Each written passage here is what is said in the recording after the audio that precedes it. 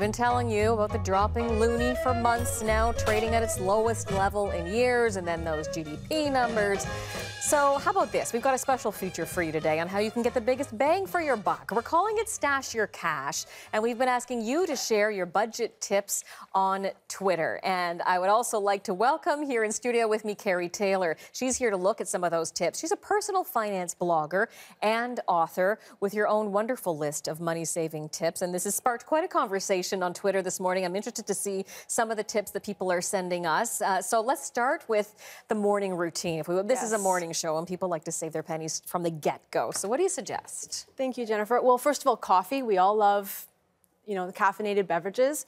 My first tip is to switch from using those pods to using a reusable filter. You're going to save at least 61 cents per cup of coffee, and it's better for the environment as well. Wow, so that's a really easy way to do it. Really super simple. And I've been using this one for years, so it'll last. I did get a tweet this morning from someone else saying, make your own, so don't do the coffee drive-through on your way to wherever you're going. Just invest in a really good thermos, a coffee mug that'll keep your coffee hot. Exactly. And, a lot of people love the iced beverages, for $4 for a tall. Make your own at home. It's super simple. Ice, brewed coffee, sugar, cream, and a little bit of xanthan gum, and it's only gonna cost you 32 cents. Xanthan gum, that's the secret ingredient then, is it? Secret ingredient. Okay, good to know. Some of the other tweets we're getting, one of them talking about the temperature of your house. Taylor Shane from Oakville wrote to us this morning to say, if you turn the heat down during the day in the winter, turn it, up, give the air conditioning a break while you're away at work, that can add up too. Is that one of your favorite ones as well? It does, absolutely. Winter is such an expensive month and heating is through the roof. So even when you're at home, put on a sweater. You don't have to walk around in shorts and t-shirts. Right. And take care of your winter clothing. You don't have to spend $700 on a winter coat. You can shop off-season and get it for a lot less. That's something I do like to do. So let's talk about some of the other tips. You have a top 5 list, actually, that I want to take a look at now. Some of your favorite bits of advice for people. So let's walk people through this. Right. This first one here, getting a better credit card. What do you mean by that? Well, not all credit cards are created equal. Some of them have, yearly fees, and then there's loyalty points as well. So before signing up, make sure the loyalty program is going to work for you and pay out.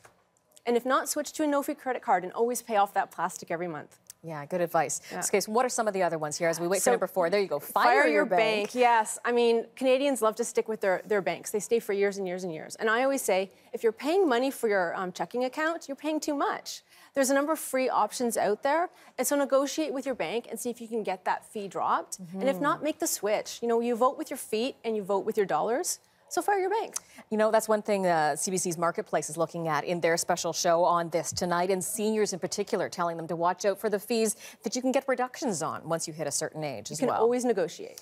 80-20 rule for shopping, what's that? Well, yes. I mean, I have a 3-year-old daughter, and I found that, buying everything new is really expensive for families. So I buy 80% of my stuff used and only 20% new. You can buy everything new out there. I mean, used out there. Cribs, strollers, clothing. Most of my kids' clothing is used. Yeah, at some point you realize the 2-year-old isn't going to know that jacket is gently used, exactly. Right? Just hit up the used classifieds and you'll save big money. All right, well, let's talk about young children and diapers, the great debate over cloth versus disposable. Right. Well, cloth diapers, it's a dirty topic, but my family has saved over $1,700 by going with cloth. And they're super frugal. Like, we spent $500 on a stash of diapers, washed them, and then we resold them for half the price. So try reselling your disposables. Good luck with that. And you can actually buy those used. Sounds a bit unappetizing, but you bleach them and you can even get those half price, right? Yeah, no, it's a huge market for used cloth diapers. It was unbelievable to me. I couldn't believe it either, but it's huge savings. I encourage families, especially with multiple kids, go with cloth. Okay, Kerry, so let's go to number 1 then. We'll take a look at your number 1 tip. Stop wasting food. Canadians are really garbage-tastic when it comes to disposing of food, and I don't know why. I guess food's so plentiful, we're throwing it away, but we're wasting at least $1,500 per year per family by throwing out perfectly good food, and it drives me crazy because it's such a waste of money. Go home. I challenge your viewers to go home and do a food waste diary and see what they're throwing out. They might be buying too much of one thing and not enough of another. Do some meal planning and shop around for the only ingredients you need to buy. So always shop with a list. Garbage-tastic? Did you coin that one? Yes.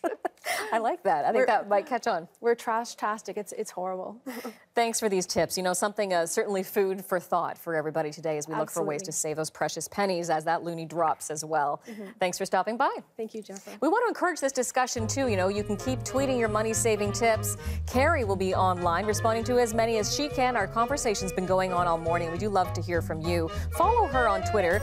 Kerry is at Squawk Fox. And don't forget to use that hashtag StashYourCash when you're tweeting. And thanks to those of you who've joined in our discussion today.